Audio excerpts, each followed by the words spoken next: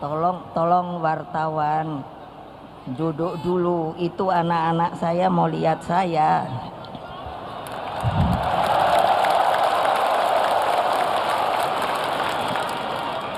Assalamualaikum warahmatullahi wabarakatuh.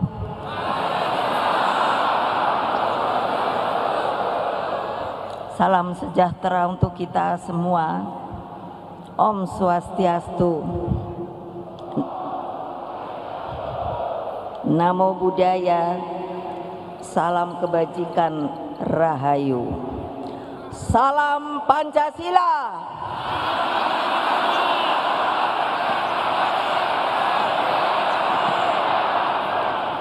Merdeka! Merdeka! Merdeka! Terima kasih. Puji syukur kita panjatkan kehadirat Allah Subhanahu wa Ta'ala yang telah menyatukan kita di tempat yang sangat bersejarah ini. Di tempat ini pada tanggal 24 Agustus tahun 62, Bung Karno dengan sukses telah membuka pesta olahraga Asian Games. Dari tempat ini pula bergelora kebangkitan bangsa-bangsa yang baru merdeka melalui sebuah penyelenggaraan Games of the New Emerging Forces atau GANEFO. Hadirin sekalian, hari ini seperti tadi yang telah dikatakan oleh Mbak Puan adalah puncak peringatan bulan Bung Karno. Bulan Juni ini bagi partai merupakan sebuah bulan yang sangat menentukan, bukan saja bagi kehidupan partai kita, tetapi juga merupakan sebuah kehidupan bagi jalannya bangsa dan negara kita. Supaya kalian selalu ingat kepada sejarah, yaitu ingatlah jas merah. Hari ini adalah kembali puncak peringatan bulan Bung Karno, sebagai yang juga telah diterangkan oleh Mbak Puan. Beliau itu benar-benar pejuang sejati yang berjuang tanpa pamrih. Bagi Bung Karno, dedication of life itu bukanlah hanya slogan, tetapi dijalankan dengan seluruh jiwa raganya. Dalam perjuangan yang begitu panjang, sampai Bung Karno diakui dunia sebagai seorang sosok pembebas dengan konsepsi ideologinya yang berangkat dari falsafah petani yang disebut namanya Pak Marhain. Seringkali orang mempelesetkan, katanya kalau Marhain itu adalah komunis. Padahal saya sebut Bapak Marhain. Dia itu sebenarnya seorang petani. Ketika Bung Karno sedang kuliah di Bandung, beliau bertemu dengan Pak Marhain. Beliau bertanya begini, Bapak seorang petani bahasa Sunda? Ya. Tanah ini punya siapa? Punya abdi. Bahasa Sunda saya tuh abdi. Kalau tanaman padi ini punya siapa? Punya abdi. Alat-alat cangkul dan lain sebagainya punya siapa? Punya abdi.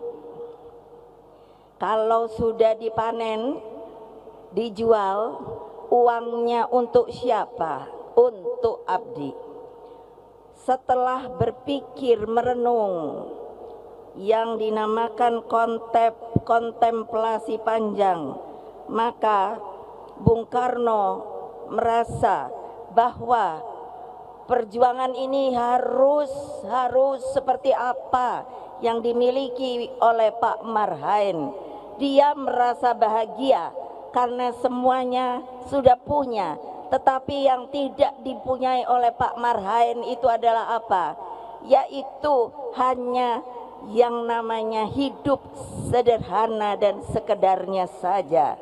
Oleh sebab itu, Bung Karno di dalam pikirannya, pasti ada yang bertanya, kok ibu tahu? Lah saya kan putrinya. Jadi saya sudah pernah loh, kalau ada yang tidak percaya, itu ada makamnya. Saya lupa di mana, tapi di daerah Bandung begitu. Jadi jangan dikatakan kalau saya bilang Marhain itu lalu komunis. Jadi akhirnya di dalam mengekstraksi cara berpikirnya, maka Bung Karno melahirkan Pancasila pada tanggal 1 Juni 1945. Pada waktu yang lalu pun Pancasila itu sepertinya diredupkan, diplesetkan. Padahal itu adalah, makanya harus semua yang namanya anggota partai PDI Perjuangan itu belajar namanya lahirnya Pancasila pada tanggal 1 Juni 1945. Kenapa? Karena semua pada waktu itu seluruh pemimpin bangsa itu bertemu di sebuah rapat yang namanya BPUPK. Orang banyak yang berpidato pada waktu itu, tetapi ketika pemimpin rapat menanyakan, sebenarnya yang diinginkan oleh kita sebagai falsafah dasar negara yang akan kita merdekakan nanti itu apa? Bung Karno menunjuk, bolehkah saya berbicara? Beliau berbicara panjang lebar. Akhirnya dengan ditepuk tangani oleh seluruh anggota yang hadir pada waktu itu. Dan untuk tepuk tangan berdiri itu saudara-saudara, kalau bahasa Inggrisnya adalah standing ovation, itu orang tidak bisa dipaksakan. Jadi bertepuk tangan nanti sambil berdiri itu sebuah tanda kehormatan yang luar biasa. Sama ketika beliau juga membacakan pidatonya, yaitu di PBB yang disebut to build the world anew, membangun dunia baru. Itu pun mendapatkan yang namanya tepuk tangan standing ovation. Tidak bisa kalau disuruh-suruh. Semuanya itu menandakan apa? Cara berpikir Bung Karno itu ternyata mendunia, saudara-saudara.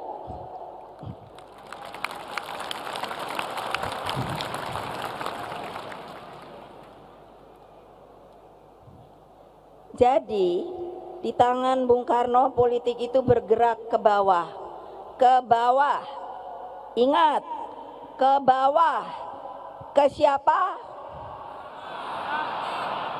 Ke siapa? Siapa? Kurang keras. Siapa?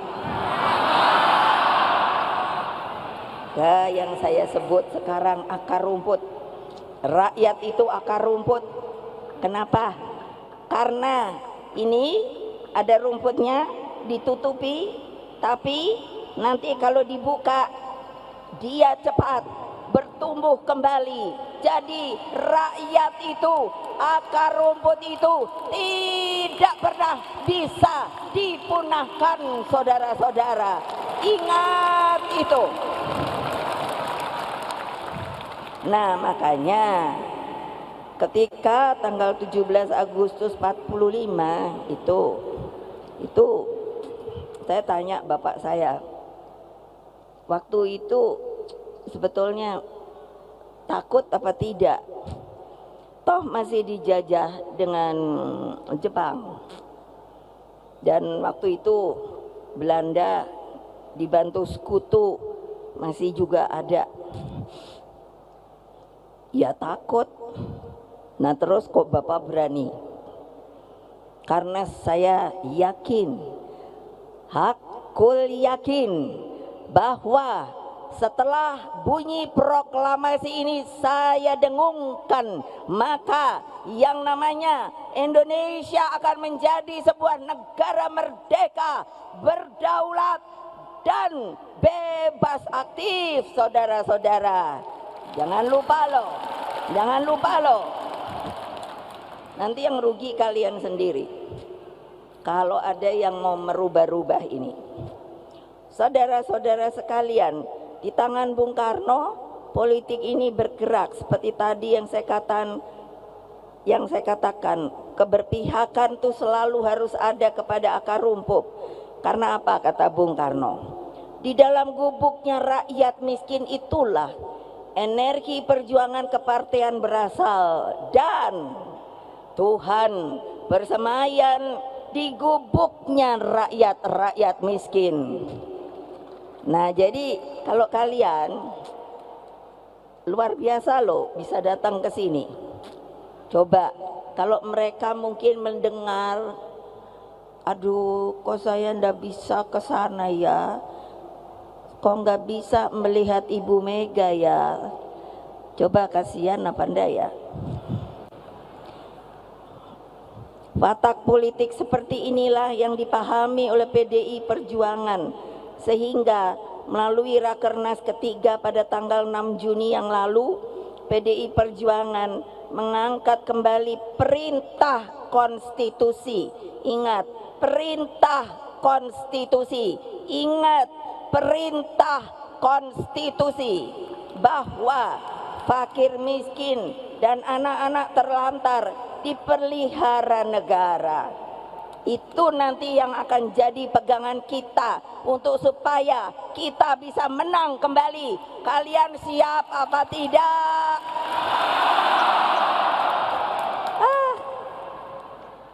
Baru juga kepanasan. Suaranya kok sudah melempem ya. Ayo, Satgas. Suaranya tuh keras gitu loh. Siap. Menang. Masih kurang panjang. Nah itu nanti kemana-mana harus diomongkan dengan akar rumput sama rakyat. Rakyat tuh sebenarnya gampang disentuh loh. Artinya apa? Iya, datangi, sampurasun, assalamualaikum. Terus nanti apa kesulitannya? Anak-anak dirangkul, datangkan harapan pada mereka. Jadi gampang sebetulnya, tetapi kalau ndak mau turun, ya ndak akan pernah tahu. Betul apa tidak?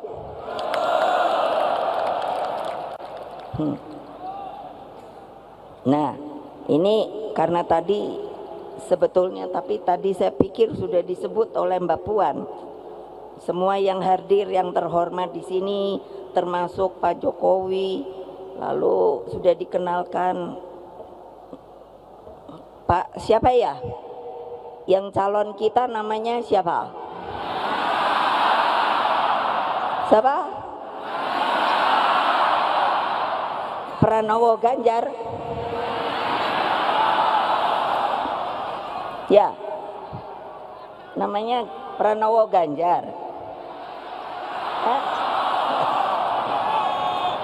Kok tumben ya?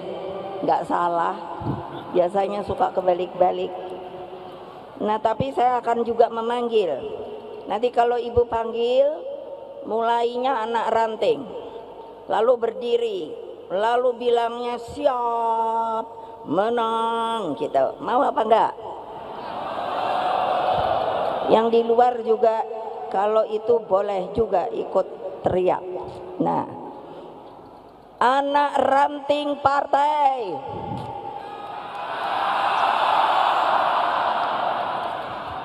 Ranting partai.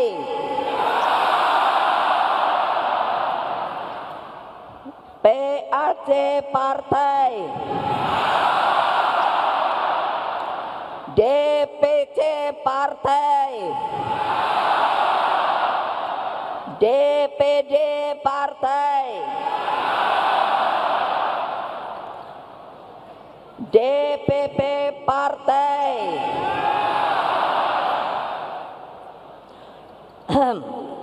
Satgas Partai,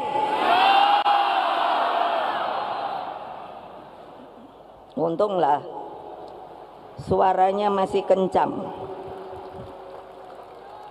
Kamu masih sayang apa enggak sama ibu?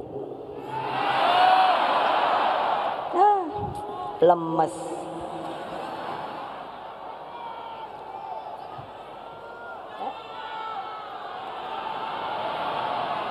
Lo nanya kok malah teriak-teriak. Kamu masih sayang apa tidak sama ibu? Kamu mau dengar dan jalankan instruksi saya apa tidak? Dijalankan apa tidak? Enggak bohong. Ini janji loh. Siapa nanti yang tidak turun? Siapa nanti yang tidak turun? Ibu tahu loh. Ibu tahu, sangat tahu. Jadi orang yang seperti itu hanya ada dua. Mundur sukarela atau nanti ada aturannya. Pasti sudah tahu.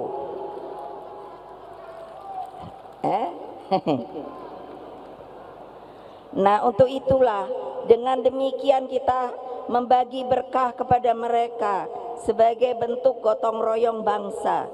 Komitmen partai dengan tagline ini tidak bisa dibantah oleh siapapun karena di dalamnya mengandung kebenaran ideologi, keberpihakan, dan visi seluruh anak bangsa. Saudara-saudara sekalian, anak-anakku tercinta, perhatian terhadap fakir miskin dan anak terlantar adalah praksis ideologi Pancasila yang harus dijabarkan secara utuh. Para pendiri bangsa, dengar, memasukkan ketentuan pasal 34 ayat 1 di dalam Undang-Undang Negara Republik Indonesia tahun 1945 dengan penuh kesadaran agar tidak ada lagi kemiskinan di dalam buminya Indonesia merdeka. Pertanyaan kita semua, apakah ini mungkin? Ayo jawab, apakah ini mungkin?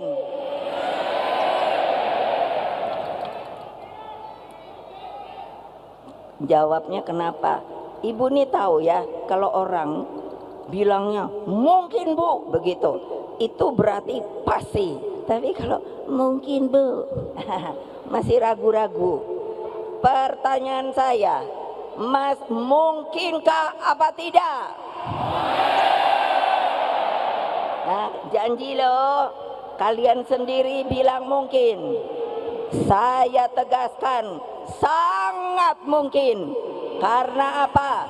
Karena Indonesia ini dimerdekakan dan kondisinya sebenarnya Indonesia itu adalah sebuah tumpah darah yang kaya, raya. Cuman belum diapakan. Belum dibagi bareng-bareng. Nah, karena itulah mari kita bergerak bersama dengan gampang gotong royong menyisir ke kampung, ke kolong jembatan, cari anak-anak yang tidak berpunya, yang menjadi yatim piatu, yang sekarang ibu pun meminta PDI Perjuangan bergerak di dalam soal stunting. Mengerti tidak toh stunting itu? Siapa yang belum mengerti? Angkat tangan. Apa? Ya betul, kurang gizi. Akibatnya apa? Nanti anaknya jadi kerdil, jadi cebol. Yang sayang lagi apa? Karena tidak bagus pertumbuhannya, maka pikirannya, otaknya pun tidak baik. Masa Pak Jokowi sudah dengan semangat mengatakan kepada saya, kepada rakyat, Indonesia itu tahun 2045 akan menjadi Indonesia emas. Nah, saya ketika bertemu beliau, saya bilang, Pak, kita aja lagi ada program stunting. Ini mesti bener nol, Pak. Nggak ada lagi anak bangsa ini yang stunting, Pak. Gimana caranya? Ini kan banyak ya. Di belakang saya ketua-ketua umum partai loh. Saya belum tahu ada yang udah mau ikut sama PDI Perjuangan. Ada yang masih mikir. Ada yang udah nanti aja dah. Nanti tanya sendiri aja. Jangan ketawa loh ya. Iya, makanya tanya aja sendiri. Jadi apa coba? Nah, bagaimana? Banyak hal yang sebenarnya dapat kita lakukan dan bisa mengangkat kemiskinan itu. Pak Jokowi itu benar. Kemiskinan ekstrim harus dihilangkan.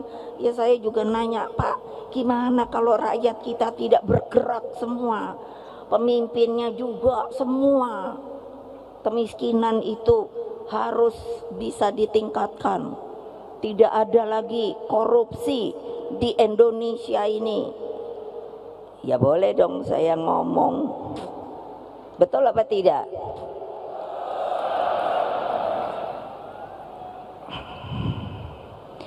Nah, apa toh untuk menghapuskan kemiskinan ekstrim? Itu bukan hanya sekedar ukuran pendapatan per hari, namun rasa bahagia, terlindungi, menyangkut keadilan, pekerjaan yang layak, akses terhadap pendidikan, sarana kesehatan, kebijakan sosial negara. Dan semua itu kalau bisa terjadi, pasti apa yang dikatakan tadi oleh Bung Karno, di gubuk-gubuk orang miskin itulah yang sebenarnya ada Allah Subhanahu wa Ta'ala. Itu pasti kelihatan terus rasa bahagia. Karena itulah jejaring kerjasama itu sangat-sangat diperlukan.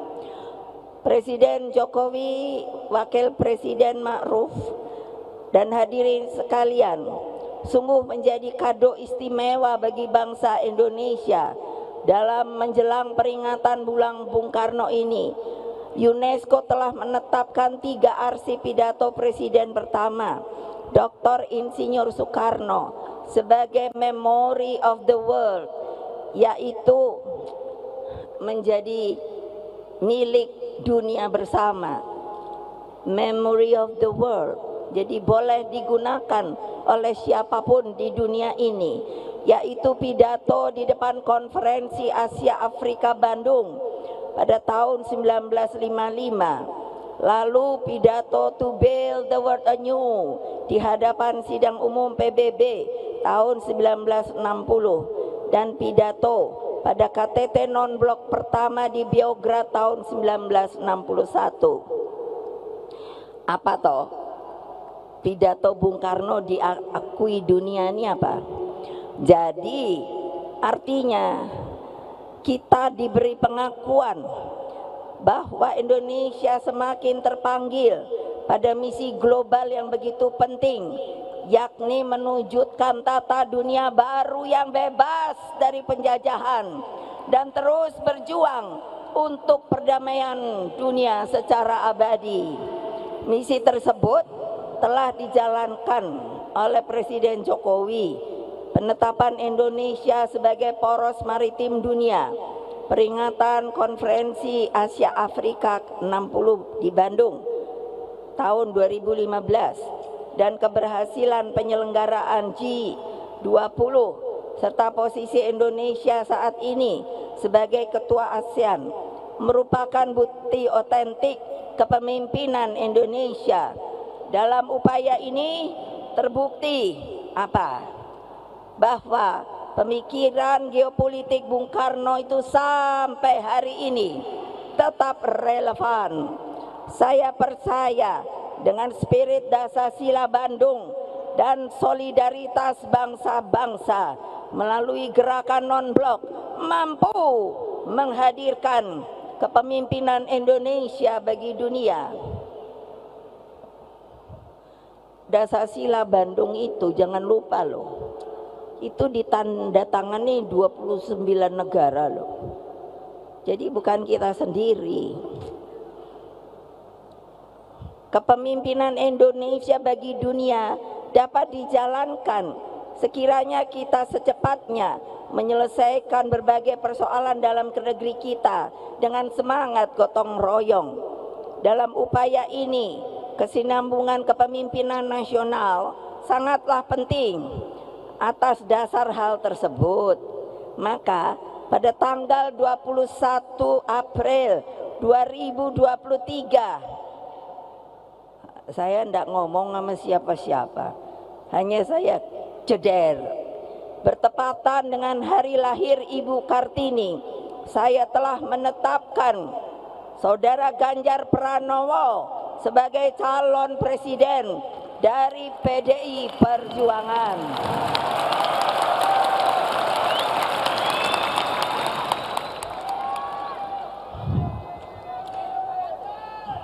Kenapa toh? Kok saya ambil hari Kartini? Karena saya kadang-kadang tuh kesel. Keselnya apa?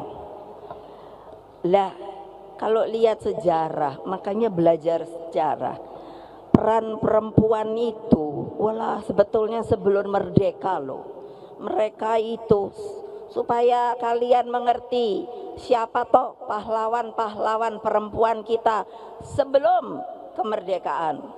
Nyi Ageng Serang tahun 1752, Marta Kristina Tiahahu 1800, Cut Nyak Din Aceh 1848, Cut Nyak Mutia 1870, Maria Walanda Maramis 1872, Nyai Ahmad Nyai Ahmad Dahlan 1872, Raden Ajeng Kartini 1879, dan Dewi Sartika 1884, Rasuna Said 1910, Fatmawati Soekarno masih sampai hari ini.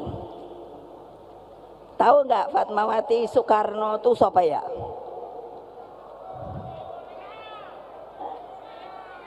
Apa? Nggak dengar. Ibu Fatmawati itu siapa ya? Ayo. Nenek saya. Nenek saya. Bukan. Bu Fatma itu yang melahirkan saya ini. Makanya saya ini jadi perempuan yang tangguh gitu loh. Coba. Ya, betul apa enggak? Betul enggak? Mantap apa tidak? Iya, keren loh. Syukur alhamdulillah keputusan pencalonan tersebut disambut baik oleh rakyat Indonesia. Makanya dengan spirit gotong royong yang kita kedepankan, tadi sudah saya sampaikan, padahal kita itu sebetulnya boleh bawa calon presiden, wakil presiden sendiri loh. Tapi saya membuka pintu karena apa? Sifat kita adalah kekeluargaan dan gotong royong.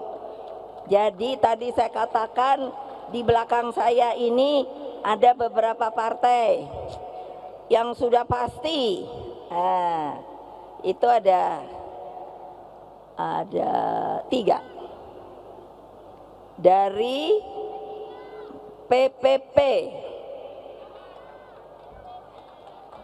Partai Partai Persatuan Pembangunan. Ayo Pak Mardiono berdiri. Beliau nomor 1, Bu. Saya sama-sama boleh nggak, Bu? Boleh, Pak. Nah, lalu, tapi ada lagi. Ini abang saya ini. Ndesek aja. Dari Partai Hanura, yaitu Pak Oso. Dia suka marah-marah kalau kenapa kamu nggak pernah ajak abang ya? Ayo sinilah kalau mau ikut gitu. Yang ketiga itu orangnya tidak ada. Salam dari Pak Haritanu Wijaya. Saya kenalnya Pak Haritanu, nama panjangnya Pak Haritanu Wijaya dari Perindo. Kalau di sini ada 1, 2, ada 3. Itu yang saya bilang, ya katakan lagi mikir dulu dah. Tuh bapak-bapak kan diketawain. Lo benar, tapi ya saya bilang ya enggak apa-apa. Mau ikut boleh, enggak ikut ya enggak apa-apa. Betul enggak? Merdeka! Merdeka! Merdeka! Itu namanya teguh, hatinya teguh, tindakannya teguh. Nah, gini jempolan. Nah, gitu loh, Nah, kita perlunya apa? Udah jangan teriak-teriak. Kalau keluar dari sini nggak teriak-teriak lagi loh. Bergerak, bergerak, bergerak, bergerak. Satu barisan. Tadi Mbak Puan bilang rampak barisan, satu barisan. Gitu, ketuk setiap pintu-pintu hati rakyat. Kula nuwun, sampurasun. Pasti rakyat dengar gitu itu. Pasti jatuh hatinya. Sebab dengan tantangan ke depan tidaklah mudah, diperlukan. Nah ini juga kasih tahu, kalau mau milih pemimpin, jangan hanya lihat tampangnya. Aduh, ibu suka pusing. Ada dulu ya, kalau kan waktu ibu mau jadi presiden lagi, terus ada ibu-ibu kan bilang gini, aduh ibu maaf, sebetulnya saya mau milih ibu lagi, tapi saya kok kepingin milih yang ganteng. Aduh pusing kepala saya. Ya tapi ya sudah, maunya sendiri. Jadi ibu ini biar udah cantik kayak gini, nggak diakui, salah besar. Loh ibu udah jelek apa cantik? Nah, jangan bohong. Padahal ibu udah nenek-nenek loh. Tahu nggak umur ibu berapa? Umur ibu berapa?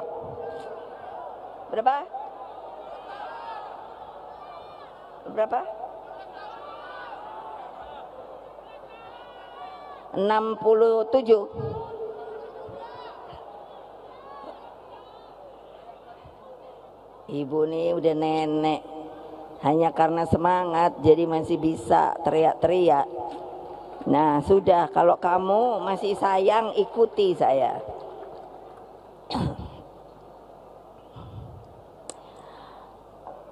Nah, kalau pemimpin tuh sebetulnya mesti dilihat lahir batin, jangan fisik saja, terpersona gitu. Diperlukan pemimpin yang berpengalaman baik di lembaga legislatif maupun eksekutif, kepemimpinan yang visioner, yang arif, bijaksana, dan memiliki rekam jejak prestasi yang baik, serta mengakar. Ini yang paling penting, mengakar kepada akar rumput. Saya ingatkan, saya ingatkan 5 menit coblosnya, 5 tahun ngerasain seneng atau susahnya. Hati-hati loh. Karena itulah gunakan hak pilihmu dengan sebaik-baiknya. Pak Ganjar Pranowo akan terus berjuang bersama Presiden Jokowi di dalam mendaya gunakan bonus demografi bagi percepatan kemajuan bangsa. Pak Jokowi bilang sama saya, "Ibu, ini keberuntungan Indonesia. Dari tahun ini 2023, 13 tahun kemudian, produk demografi. Demografi itu orang, rakyat. Itu dari umur 16 sampai 60 adalah usia produktif. Jadi bisa bekerja, belum pensiun. Nah, tapi kalau ruang kerjanya tidak disediakan, harus bagaimana kehidupannya. Makanya itu nanti kita genjot. Kalau apa? Kalau kita menang, kita genjot, kita genjot, kita genjot. Bisa apa tidak? Ya kalau kalian hanya, aduh ibu kok suruh genjot-genjot, saya kan cuman anak ranting.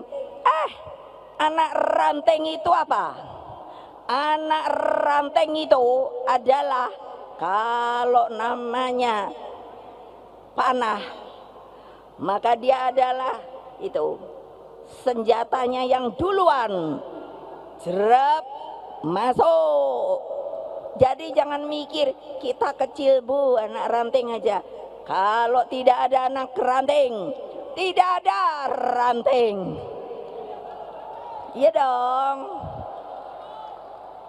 Kalau tidak ada ranting, tidak ada PAC. Begitu juga PAC mendukung yang namanya apa? Yang namanya DPC. Lalu DPC, kalau ada DPC ya, yang nggak mau kerja, kasih tahu ibu ya. Siap, siap, siap. Iya, masa maunya duduk aja di kursi. Wow, saya DPC. Kalau DPD sama juga. Kalau DPP lebih sama juga.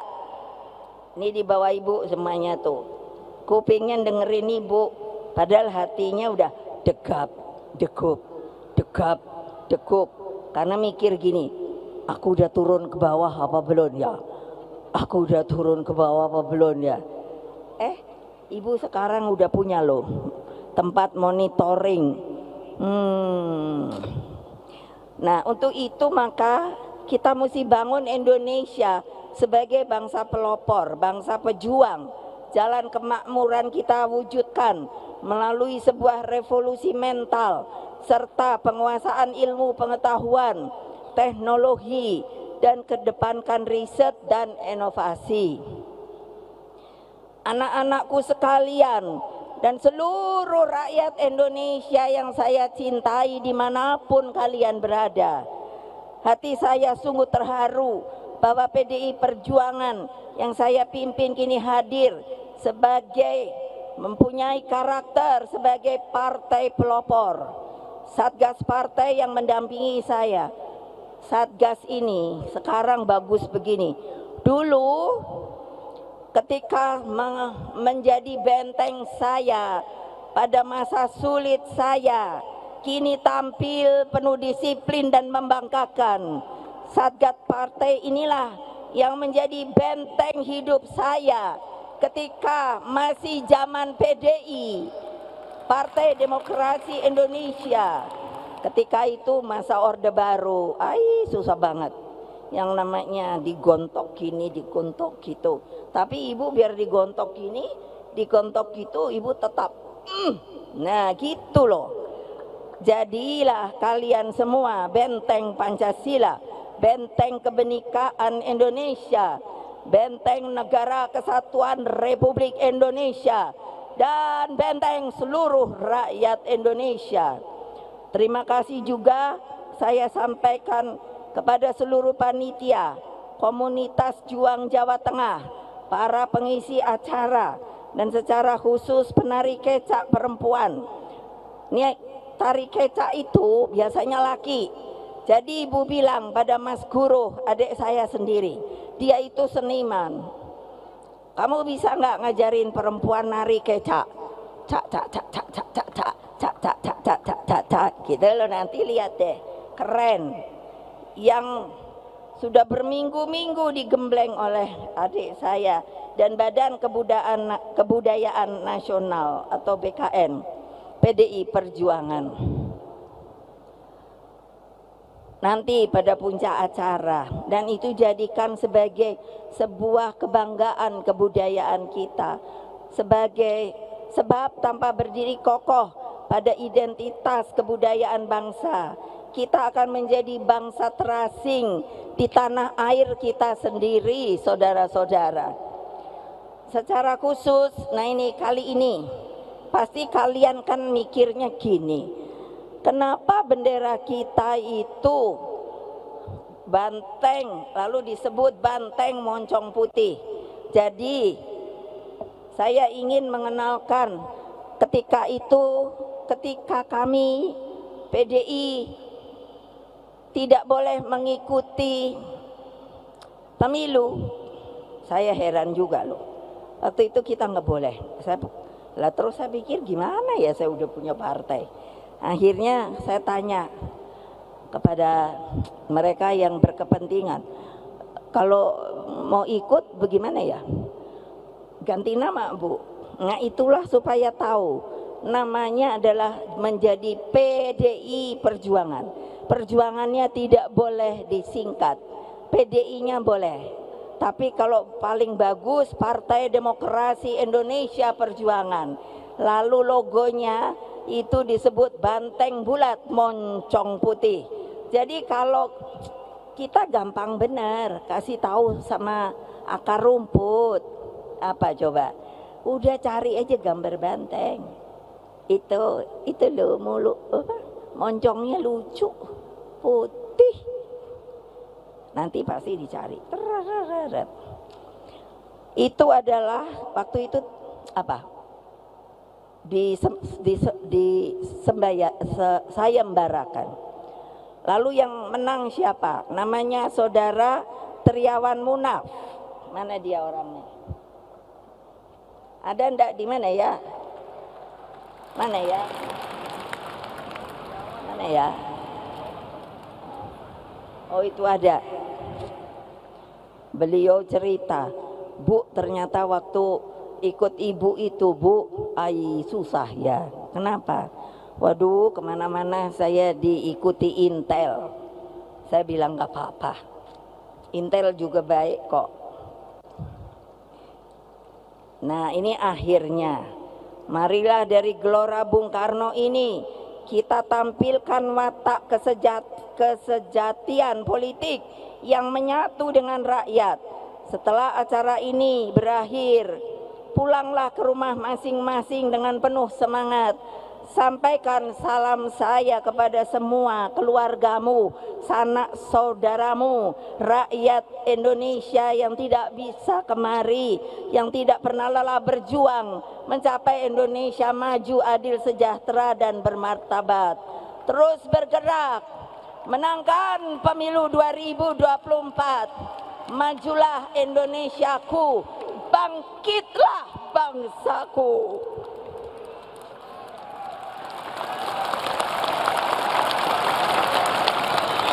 Bersatu kita teguh, bercerai kita runtuh. Satyam Eva Jayate, kebenaran adalah selalu mau dan mau tidak mau akan membuktikan diri bahwa dia adalah benar. Merdeka! Merdeka! Merdeka! Merdeka! Merdeka! Terima kasih. Wassalamualaikum warahmatullahi wabarakatuh. Om Santi, Santi, Santi Om.